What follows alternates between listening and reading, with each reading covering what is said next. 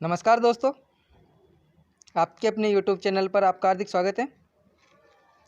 हिंदी व्याकरण की प्रश्नोत्तर श्रृंखला में आज संधि का दूसरा वीडियो है। देखते हैं इसे। इससे पहले वर्ण विचार और वर्ण विश्लेषण पर भी वीडियो डाले जा चुके हैं। जिन्होंने वो वीडियो नहीं देखे वो जाकर ज़रूर देखें, क्योंकि अगर आपको संधि पढ़नी है, समझनी है, तो आपको देखो वर्ण विचार पढ़ने ही पड़ेंगे, समझने ही पड़ेंगे, वरना कोई मतलब नहीं है संधि पढ़ने का। देखो उदाहरण रटने से थोड़ी होता है। कई बार हम उदाहरण तो बहुत सारे रट लेते हैं, बहुत सारे पढ़ लेते हैं, लेकिन एग्जाम में उदाहरण कोई और आ जाते हैं। हमें नियम पता होने चाहिए। नियम पता होने से भी कुछ नहीं होता, हमें स्वर व्यंजन का ज्ञान होना बहुत आवश्यक है, तभी संधि को हम अच्छे से कर पाएंगे। तो वीडियो की शुरुआत करते हैं हम मोटिवेशनल कोटेशन के साथ। डॉक्टर APJ अब्दुल कलाम, जिनसे आप भली भांति परिचित हो।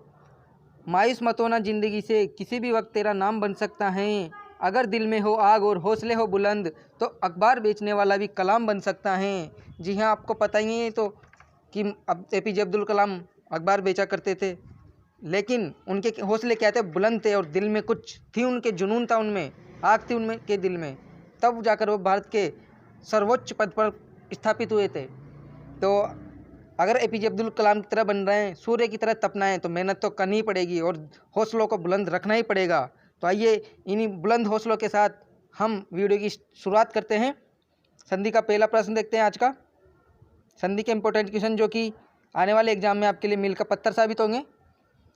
निम्न में से किस विकल्प में संधि की दृष्टि से सभी शब्द शुद्ध हैं? संधि की दृष्टि से सभी शब्द शुद्ध हो ऐसा विकल्प बताना है हमें।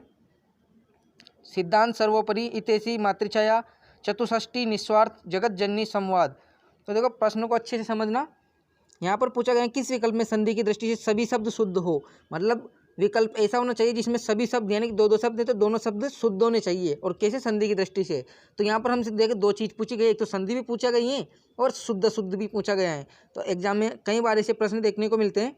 तो देखते हैं सिद्धांत में और सर्वोपरि में क्या कमी है, क्या ये सही है क्या इसका? तो देखो सिद्धांत सिद्ध प्लस अंत, संधि की दृष्टि से ये सही है, बिल्कुल सही है। सर्व प्लस ऊपरी ये भी सही है, लेकिन इसमें क्या हुआ, छोटी ई की मात्रा नहीं चाहिए थी ऊपरी में, इसलिए गलत हो गए। इसी प्रकार हितैषी ये सही है, मातृछाया गलत है यहाँ पर। चतुष्षष्टि ये भी सही है, निस्वार्थ ये भी सही है, इसका C ऑप्शन सही हो जाएगा। और जगत जननी सही है, गलत है, और संवाद भी गलत है। आइए ये क्यों गलत है इन पर भी बातचीत करते हैं। मैं आपको बताता हूँ ये क्यों गलत है और कौन सा सही है। इसलिए देखो सिद्धांत सिद्ध प्लस अंत दीर्घ संधि है, सर्व प्लस ऊपरी गुण संधि है इसमें, और छोटे ई की मात्रा आनी चाहिए थी, इसलिए वो गलत हो गया। हित प्लस एसी, हितैषी, यहाँ पर वृद्धि संधि है, स्वर संधि के भी नहीं है, दीर्घ गुण वृद्धि, आपको पता ही होगा। मातृछाया, मातृछाया में क्या होता है, एक नियम आता है व्यंजन संधि का, स्वर के बाद में अगर 6 वर्ण आता है तो इस 6 वर्ण के आगे च का आगम हो जाता है, हलंत च का। तो इस प्रकार यहाँ मातृ प्लस छाया से ये च का आगम हो गया और मातृछाया ऐसे बनेगा, इसलिए वहाँ पर अशुद्ध था। चतुष्षष्टि की बात की जाए तो संधि में विसर्ग संधि का एक नियम कहता है कि स्वर के बाद में यदि मूर्धन्य श ट ठ वर्ण आते हैं, मूर्धन्य श ट ठ वर्ण आते हैं, स्वर के बाद में विसर्ग हैं अगर, और उसके बाद में मूर्धन्य श ट ठ वर्ण आते हैं, तो इस विसर्ग का क्या हो जाता है, मूर्धन्य स में परिवर्तन हो जाता है, और कैसा, हलंत। और यदि दंते स त थ आते हैं इसी नियम में, यदि दंते स त थ आते हैं विसर्ग के बाद में, तो विसर्ग का दंते स में परिवर्तन हो जाता है। और तालव्य श च छ आते हैं तो इस विसर्ग का तालव्य स में परिवर्तन हो जाता है। ये नियम है अपना विसर्ग संधि का, तो इस नियम को भी ध्यान रखिए, इससे काफ़ी क्वेश्चन बनते हैं। तो चतुष्षष्टि देखो स्वर हैं चतु में, ऊ की मात्रा है तो ऊ का स्वर विसर्ग है ही, और विसर्ग के बाद में मूर्धन्य स आ गया तो इस विसर्ग का क्या हो गया, श। तो इस प्रकार ये बनता है चतुष्षष्टि, जो कि आपने देखा ही था अभी। और निस्वार्थ, इसमें भी यही नियम लग रहा है, नि प्लस स्वार्थ, विसर्ग आ गया इसमें भी स्वर के बाद में, और दंते स के मिलने से इस विसर्ग का दंते स में परिवर्तन हो जाएगा। तो इस प्रकार निस्वार्थ बनता है, अभी बताऊंगा मैं आपको यहाँ पर कैसे लिखे हुए हैं ये। और संवाद, संवाद का क्या गलती है, देखो सम प्लस वाद एक नियम है व्यंजन संधि में, यदि हलंत म के बाद कोई क से लेकर म तक वर्ण आए, मिलने वाला ये क से लेकर म तक आए, तो इस हलंत म का क्या हो जाता है, अनुस्वार में बदल जाता है ये। लेकिन ये र लव श श श ह आए इस म के बाद में, तो अनुस्वार में, सॉरी मैंने बताया वहाँ पर पंचम वर्ण हो जाता है, ये अनुस्वार में बदल जाता है। ये र लव श श श ह आए म के बाद में, तो पंचम वर्ण में नहीं बदलता है, अनुस्वार में बदल जाता है। जबकि म के बाद में क से लेकर म तक वर्ण आए इधर सेकंड वाले में, तो ये म अपने उस मिलने वाले के पांचवें वर्ण में बदल जाता है। कौन से में? पांचवें में। तो संवाद का व का कोई भी पांचवा वर्ण नहीं होता, इसलिए अनुस्वार ही रहेगा। इस प्रकार संवाद ये होना चाहिए था, ये संवाद गलत है। जगत जननी, तो देखो एक नियम व्यंजन संधि का कहता है कि त के बाद में अगर ये र लव और तीसरा चौथा वर्ग का वर्ण और सभी स्वर आने पर इस त का तीसरे में परिवर्तन हो जाता है, मतलब त का हो जाएगा द में परिवर्तन, ये कहता है। लेकिन यहाँ पर वो नियम नहीं लग रहा है। उस नियम के हिसाब से तो ये सही हो जाता, लेकिन वहाँ पर ये नियम नहीं लग रहा है। यहाँ पर नियम लगता है यदि त या द के बाद हलन त या द हलंत हैं और उसके बाद में च ज ल ट ड ये पांच वर्ण मिलते हैं, तो मिलने वाला त या द जो शब्द मिलता है उसी में बदल जाता है। यहाँ पर ज में बदल मिल रहा है तो ज में ही बदल जाएगा ये त। ये त मिलता है यहाँ पर तो ये त में बदल जाता है। इस प्रकार जैसे आपने देखा होगा ना, तत् प्लस लीन, तो त का ल में परिवर्तन हो जाता है ल का मिलने से। इस प्रकार ये नियम का आपको पता होगा, ध्यान रखना इसका। तो ये त किस में बदल जाएगा? ज में। इस प्रकार जगत जननी ये शुद्ध हैं, तो ये सभी शुद्ध हैं, इनको देख लेना आप। एक बार प्रश्न पे चलते हैं। यहाँ पर ये शुद्ध था, ये शुद्ध था, ये शुद्ध था, ये शुद्ध था, ये दोनों शुद्ध हैं ही और ये दोनों अशुद्ध हैं। मैं ऐसा करता हूँ प्रश्न समझ में आया होगा। आगे बढ़ते हैं। इनमें से किस विकल्प में सही संधि नहीं हुई है? सेकंड ग्रेड 2018 में आया प्रश्न है। षट प्लस आनंद षडानंद, तो ये बिल्कुल सही है। नव प्लस ऊढ़ा नवोढ़ा, ये भी सही है, गुण संधि का उदाहरण है, ये व्यंजन संधि का उदाहरण है। वर्षा प्लस ऋतु वर्ष ऋतु, ये गुण संधि का उदाहरण है, ये भी सही है। योगी प्लस ईश योगेश, ये गलत हैं। प्रश्न को अच्छे से समझना, इसको आप गलती से इस ऑप्शन को मत करें आना। आप सोचो कि ये तो सही नहीं है, वर्षा ऋतु आ की मात्रा आनी चाहिए थी। नहीं, मैं बताता हूँ क्यों नहीं आनी चाहिए थी।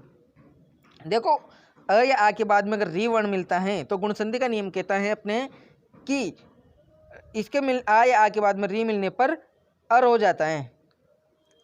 तो यहाँ पर भी ऐसे ही हुआ है, इस प्रकार वर्षर तो बनता है। जबकि योगी और ई दोनों ई मिलकर क्या होना चाहिए था? बड़ी ई, योगीश होना चाहिए था, इसलिए गलत है। देखिए इसको यहाँ पर समझिए, वर्षा प्लस ऋतु को अच्छे से समझना।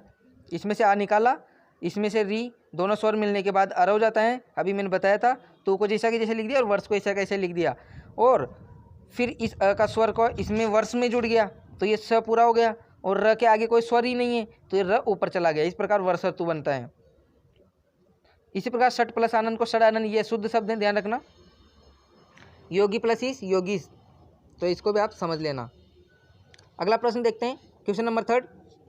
तनुअंगी पद में संधि है। तनुअंगी पद में कौन सी संधि है? तो तनु प्लस अंगी यण संधि का उदाहरण है। ऊ के बाद में असमान स्वर आ रहे हैं और व के पहले, ये पहचान करने का है कि व के पहले आधा वर्ण है। ये व और र के पहले आधा वर्ण हो अगर, तो वहाँ पर कौन सी संधि होती है? यण संधि। तो अगला प्रश्न है, मुक्तावली का सही संधि विच्छेद। मुक्तावली शब्द का सही संधि विच्छेद बताना है। दीर्घ संधि का उदाहरण है, आपको दिख ही रहा होगा। मुक्त प्लस अवली, मुक्ता प्लस अवली, मुक्ता प्लस अवली, मुक्त प्लस अवली। देखो नियम के अनुसार तो सारे से ही बन जाता है ये मुक्तावली, लेकिन संधि की ये भी कहती हैं कि सार्थक शब्द होने चाहिए और जो शब्द बन रहे हैं उससे मैच करने वाला होना चाहिए। मतलब ऐसे तो नियम के अनुसार तो अ के बाद अ आने पर भी आ बनता है, आ मिलने पर भी आ बनता है, ऐसे ही 4 प्रकार से बनते हैं, आपको पता ही है। लेकिन यहाँ पर क्या हो रहा है, अवली किसकी होती है? क्या मुक्त का मतलब क्या होता है? छूट। मुक्त का मतलब फ्री होना, छूटना, स्वतंत्र होना। तो क्या छूट की पंक्ति होती है? अवली का मतलब होता है पंक्ति। तो क्या फ्री की पंक्ति होती है? मोतियों की होती है ना पंक्ति, तो मोतियों की माला मुक्तावली। मुक्ता का अर्थ होता है मोती और अवली का अर्थ होता है पंक्ति। तो मोतियों की पंक्ति या मोतियों की लड़ी, उसे बोलते हैं मुक्तावली। तो इसका सही उत्तर हो जाएगा ऑप्शन नंबर 4। मैं ऐसा करता हूँ, समझ में आ रहे होंगे आपको प्रश्न। और तो वीडियो को ज़्यादा से ज़्यादा लोगों को शेयर कर दीजिए और वीडियो को लाइक कीजिए प्लीज़। आप वीडियो को लाइक नहीं करते हो, आप पर लाइक करने में जाता क्या है यार? एक लाइक के बटन दबा दीजिए प्लीज़। अगला प्रश्न देखते हैं, निम्न में से कौन सा शब्द व्यंजन संधि का है? एग्जाम में आया हुआ प्रश्न है, ऐसे मुझे एग्जाम में कौन से में आए थे तो पता नहीं है, मेरे पास जो पेपर था उसको पता नहीं हो कौन से एग्जाम में आया है, लेकिन वो एग्जाम का ही पेपर था। तो व्यंजन संधि बतानी है हमें, नाविक, परोपकार, सदैव, जगन्नाथ। तो इसको आप यहाँ समझ लो, 9+1 अयादि संधि है नाविक में, तो यहाँ पर तो व्यंजन पूछिए, ये नहीं है। पर प्लस उपकार गुण संधि का उदाहरण है, आपको पता है। सदा प्लस एव, सदैव वृद्धि संधि का उदाहरण है। और जगत प्लस नाथ, जगन्नाथ, ये व्यंजन संधि का उदाहरण है। तो इस प्रकार 5वें का हो जाएगा डी। ये आपके लिए कुछ लेके आया हूँ मैं। किस किस ने खेला है ये? जिसने भी खेला वो कमेंट करके ज़रूर बताए। बचपन की यादें ताज़ा हो गई होगी आपकी इससे। मैंने भी खेला है, चैंपियन रहा था और मैं इनका। डिब्बे भर भर के रखते थे, क्या दिन थे वो भी। देखो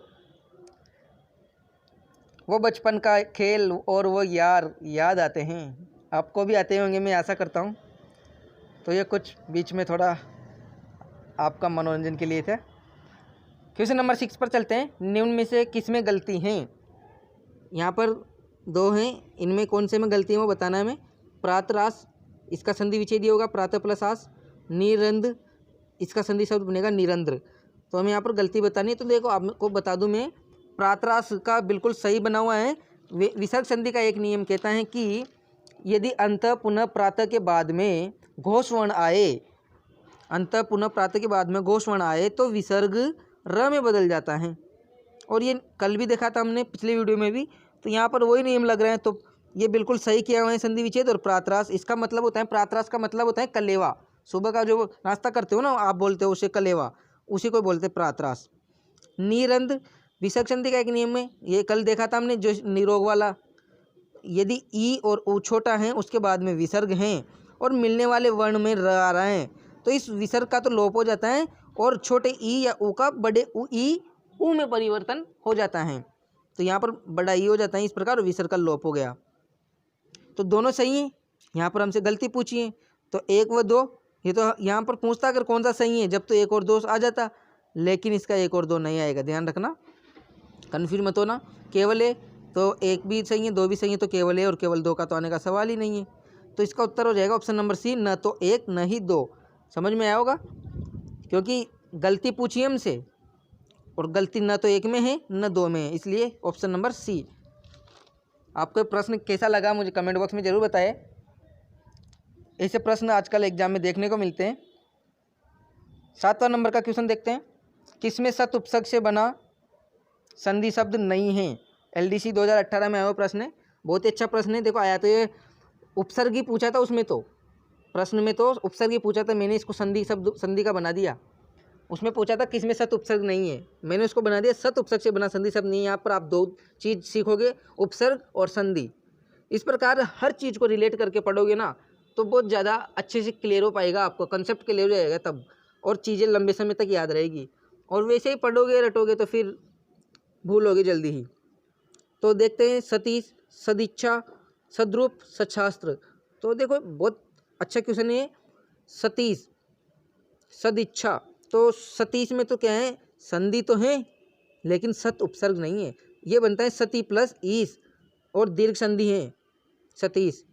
जबकि सदिच्छा सत प्लस इच्छा, आपको नियम पता होगा, व्यंजन संधि का पहला ही नियम है 1 का 3 में परिवर्तन होना। कचट तप किस में बदल जाते हैं, गजट धब में।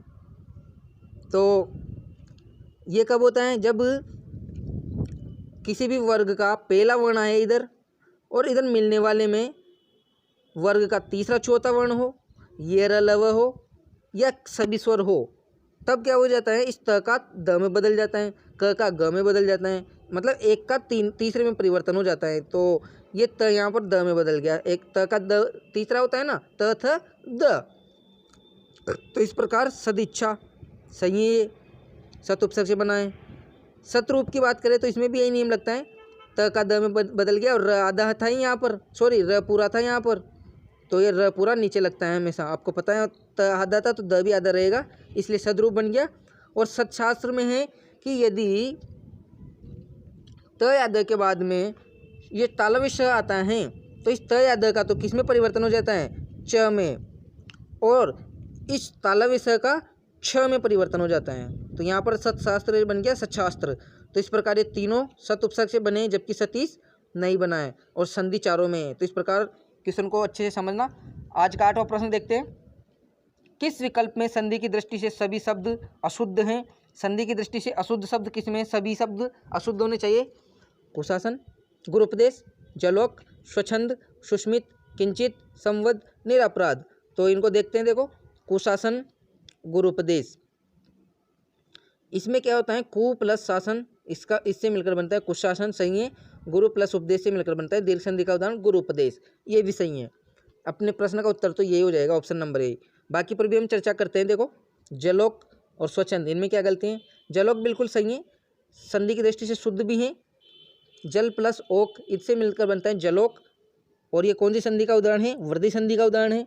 स्वच्छंद, इसमें च का आगम होना चाहिए था, अभी बात कर चुके हैं हम पहले भी, वही नियम लग रहा है यहाँ पर। स्व प्लस छंद, मतलब स्वर के बाद में छ आने पर च का आगम हो जाता है, इसलिए गलत है। सुस्मित, व्यंजन संधि का एक नियम है कि अगर ई उ के बाद में दंते स आ जाता है तो इस दंते स का मूर्धन्य स में परिवर्तन हो जाता है। इस प्रकार सुस्मित का संधि विच्छेद होता है सु प्लस स्मित, और वो स्मित में स आता है कौन सा? ये वाला, और इसकी जगह किसका हो जाता है? इस वाले स का परिवर्तन हो जाता है, आदेश हो जाता है ये। तो इस प्रकार सुस्मित भी सही है, लेकिन किंचित ये भी सही है। हमसे क्या पूछा है? सभी शब्द अशुद्ध पूछे हैं यहाँ पर, सॉरी, तो इसका उत्तर ये नहीं होगा, ये तो सभी शब्द शुद्ध हैं। जबकि किंचित और सुस्मित इसके भी सभी शब्द शुद्ध हैं, लेकिन इसका एक शुद्ध था, एक अशुद्ध था। तो इस प्रकार ये तीनों तो इसको उत्तर नहीं हुए, मैं चूक गया था यहाँ पर, सभी शब्द अशुद्ध पूछे थे। संवत, निरापराध, ये दोनों अशुद्ध शब्द हैं। क्यों? क्योंकि देखो, मैं बात करता हूँ, इनको समझो। देखो यहाँ पर कुशासन बता ही चुका मैं। गुरुपदेश, गुरुपदेश में ध्यान रखना, गुरु में छोटे ऊ की मात्रा होती है, जबकि गुरुपदेश लिखते हैं तब बड़े ऊ की मात्रा लग जाते हैं, और बड़े ऊ की मात्रा ऐसे गोल हो जाता है, जबकि छोटे ऊ की मात्रा में ऐसे ही रहता है। याद रखना, ये र में ऊ की मात्रा में बहुत कन्फ्यूजन होता है, तो इसको ध्यान रखिए। जलोक देख ही चुके, स्वच्छंद की बात कर चुके, सुस्मित की बात कर चुके। किंचित और किंचित सही होता है, उसका पंचम वर्ण हो जाता है म के बाद में। म के बाद में अगर क से लेकर म तक वर्ण आए तो इसके पांचवें में बदल जाता है। तो इसका पांचवा कौन सा है? च का पांचवा यही होता है, इसलिए किंचित में ये वाला सही था। जबकि संवत में क्या गलती थी? अब इस व का कोई पांचवा नहीं होता है, इसलिए यहाँ पर क्या होता है? अनुस्वार ही लगता है, इसलिए संवत ये सही था, लेकिन वहाँ पर संवत में हलंत कर रखा था, इसलिए वो गलत था। जबकि निरापराध कोई शब्द नहीं होता है, निरपराध शब्द होता है। शुद्ध शुद्ध में अच्छे से ध्यान रखना, इसको निरपराध शुद्ध होता है। अगर आपसे अपराधी का विलोम शब्द पूछा जाए तो निरपराधी नहीं करोगे, उसका भी क्या करोगे? निरपराध ही होगा। तो इस प्रकार हमने बहुत चीज़ें देखी। यहाँ से एक बार प्रश्न पे चलते हैं। तो यहाँ पर ये देखो, किंचित और ये निरापराध है इसलिए गलत है, और संवत है इसलिए गलत है। ये देखो सही, ये सही। तो इसका उत्तर हो जाएगा ऑप्शन नंबर डी, 8वें का डी। 9वां नंबर क्वेश्चन देखते हैं।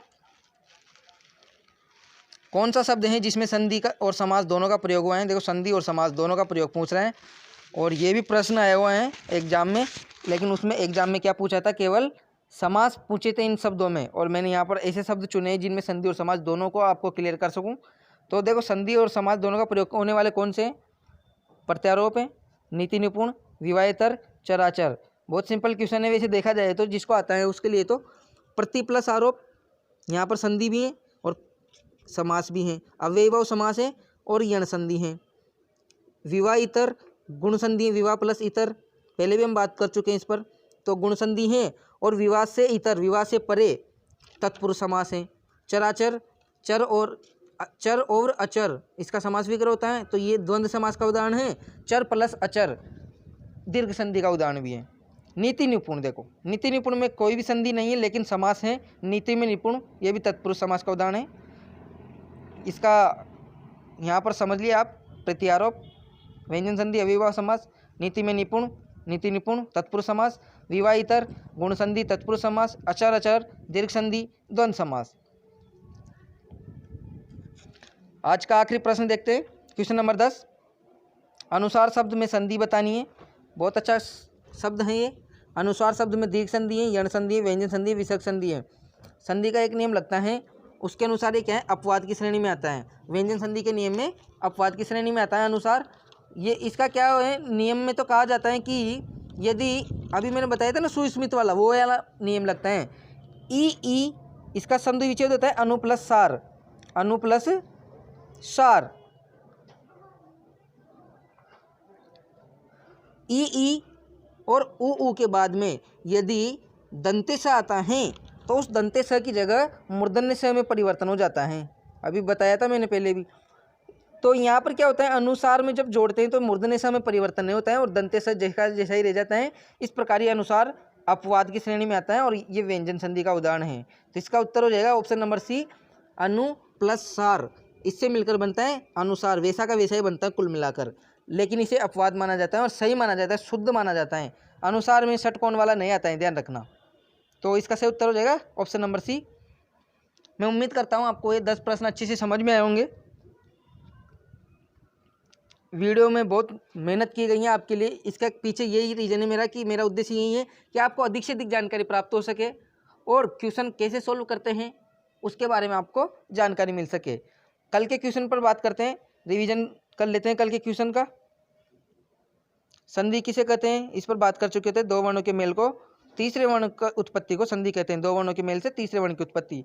यण संधि का उदाहरण बताना था, यहाँ पर नहीं है, मतलब एक नहीं था। तो कौन सा नहीं था, सर्वाधिक। दीर्घ संधि का उदाहरण था सरु प्लस अधिक, जबकि परि प्लस अटन, वी प्लस अवस्था, मातृ प्लस आनंद, यण संधि थी तीनों में। कल का तीसरा प्रश्न है, निम्न में से कौन सा संधि विच्छेद सही नहीं है। बीएसटीसी में आया प्रश्न था, तो देखो इसमें संधि विच्छेद सही नहीं था, वो था नी प्लस चाहिए होना चाहिए था, विसर्ग नहीं लगा हुआ था यहाँ पर, इसलिए ये गलत था। इसका उत्तर ये हो गया।